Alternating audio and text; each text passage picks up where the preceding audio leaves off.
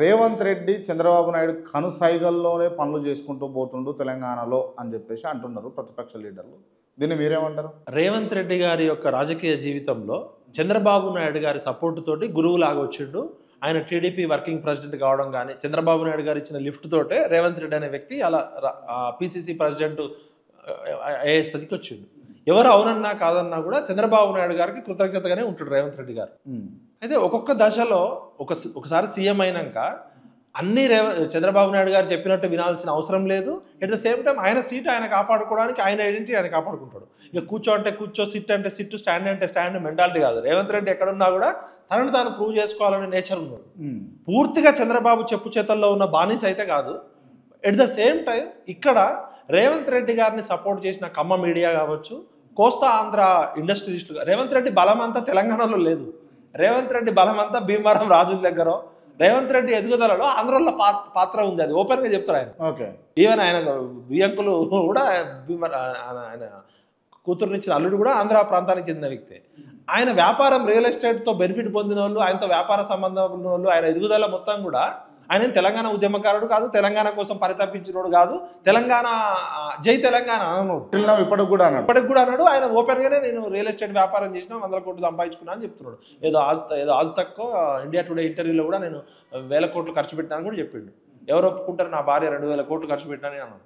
రాజకీయం ఎక్కడి నుంచి వచ్చినాయి? ఆంధ్ర వాళ్ళతోటే కదా. ఆయన రైట్ టు ఇన్ఫర్మేషన్ ద్వారా అత్యధికంగా సంపాదించిన పొలిటీషియన్ ఆయన. అది ఓపెన్ సీక్రెట్, అదేం పెద్ద దాచుకోవడం. ఆయన కూడా ఓపెన్గా చెప్తాడు. నేను ఏమంటున్నా అంటే ఆంధ్ర వాళ్ళతో నీ వ్యక్తిగత సంబంధాలు వేరు. తెలంగాణ రాష్ట్రం 1200 మంది చచ్చిపోతే 60 ఏళ్ల సుదీర్ఘ పోరాటంతో నీళ్లు, నిధులు, నియామకాలు తెలంగాణ భూమిపుత్రుల కోసం వచ్చిన దానిలో తెలంగాణ సోయి లేకుండా పరిపాలిస్తున్నాడు. నీకు జై తెలంగాణ కూడా అనకపోతే నువ్వు ఏం ముఖ్యమంత్రివి తెలంగాణకి? నీ కళ్ళ ముందు జరిగింది కదా ఉద్యమం టైంలో. అంటే నువ్వు తెలుగుదేశం పార్టీలో ఉన్నావు, అది ఓకే. ఇప్పుడు సీఎం అయినాక నీ బాధ్యత అమరవీరుల కుటుంబాలని 2 సంవత్సరాల్లో కలవాలి, ఉద్యమకారుల గురించి ఊసెత్తలే. కనీసం ఈ తెలంగాణ రాష్ట్రం ఇంతమంది త్యాగంతో వచ్చిందని చెప్పి నువ్వు అసలు తెలంగాణ వాదానికి ఇచ్చే విలువేంది నీది? నువ్వు ఏది చేసినా operation success, patient Reddy U turn అవుతుంది. నువ్వు అందాల పోటీలు పెట్టినావు, పరువు ఓటు. హైడ్రా అన్నావు, అది నీకే తెలుసు. అవును, అది ఏమైంది? హైడ్రా అయిందా, అమీబా అయిందా, చివరికి ఏమైందో నీకే తెలుసు. భూములు మూసీ నది అన్నాడు, మూసీ నదిలో పోయింది నీ పరువు. నీకు హైదరాబాద్ నగరంలో వర్షం వస్తే అండర్ గ్రౌండ్ డ్రైనేజ్లో ఉన్న పూడిక దిగడానికి డబ్బులు లేవు. 150,000 కోట్లు మూసీ నదిని సుందరీకరణ చేస్తా అని ఆ దేశం ఈ దేశం పోయినావు. ఆఖరికి ఏమైనా న్యూక్లియర్ చైన్ రియాక్షన్ అని దావోస్లో పరువు కొట్టు. నువ్వు తక్కువ మాట్లాడు రేవంత్ అన్న. సీఎంగా నువ్వు ఎంత మాట్లాడాలో అంత మాట్లాడితేనే బాగుంటుంది. ఆయన ప్రాబ్లం ఏంటంటే కేసీఆర్ అనే ఒక భూతం కనపడేసరికి ఇక కేసీఆర్ని తిట్టడము, కేటీఆర్ని తిట్టడము, కల్వకుంట్ల కుటుంబాన్ని తిట్టడం అనేది ప్రజలు తిట్టిర్రు. ఓట్లు మేమంతా తిట్టి 10 ఏళ్లే మీకు ఉపయోగపడ్డాం. కేసీఆర్ అనేది ఎక్స్పైర్ అయిపోయిన టాబ్లెట్. నువ్వు ఇంకా ఈ 2 సంవత్సరాలు కేసీఆర్ గారిని తిట్టడం వల్ల కేసీఆర్ అనేటోడు ఫామ్ హౌస్కి పోయి పడుకున్నాడు, మళ్ళీ 10 లక్షల మందితో మీటింగ్ పెట్టే పరిస్థితి తీసుకొచ్చినావు.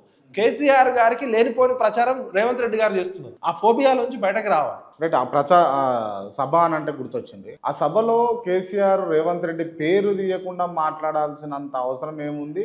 ఎందుకు ఇగ్నోర్ చేసిండు కేసీఆర్ అని అడిగితే ఏం చెప్తారు మీరు? Ego problem. రేవంత్ రెడ్డి బచ్చాగాడు, నేను ఆయన పేరు తీస్తే ఆయన పెద్దోడు అవుతారు అనుకున్నాడు. కానీ ఆ రాష్ట్రానికి ముఖ్యమంత్రి మనం రేవంత్ రెడ్డి పక్కకు పెడితే గౌరవనీయుల ముఖ్యమంత్రి రేవంత్ రెడ్డి గారు. ఆ పోస్ట్లో XYZ ఎల్లయ్య మల్లయ్య పుల్లయ్య అంటే దాని తర్వాత రేవంత్ రెడ్డి ఉండి నా పేరు తీయాలంటే గుండెల్లో ధైర్యం ఉండాలి, గుండెల్లో రైళ్లు పరిగెడుతున్నాయి, అవన్నీ సినిమా డైలాగులు. మనం రాజకీయంలో ఎప్పుడు కూడా పవర్ అవునన్నా కాదన్నా ఇలా రేవంత్ రెడ్డి పేరు చెప్తే కేసీఆర్కి భయం అయితే అవుతుంది.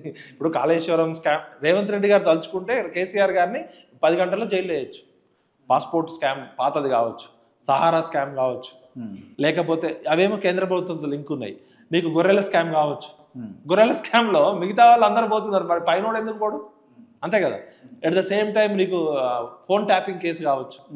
మరి 10 సంవత్సరాలు రేవంత్ రెడ్డి గారు కాంగ్రెస్ ప్రతిపక్ష నాయకుడు ఉన్నప్పుడు లేకపోతే గతంలో ఉన్నప్పుడు ఇదే ఆరోపణలు చేసి ముఖ్యమంత్రి అయినాక నువ్వు యాక్షన్ తీసుకోవాలి కదా.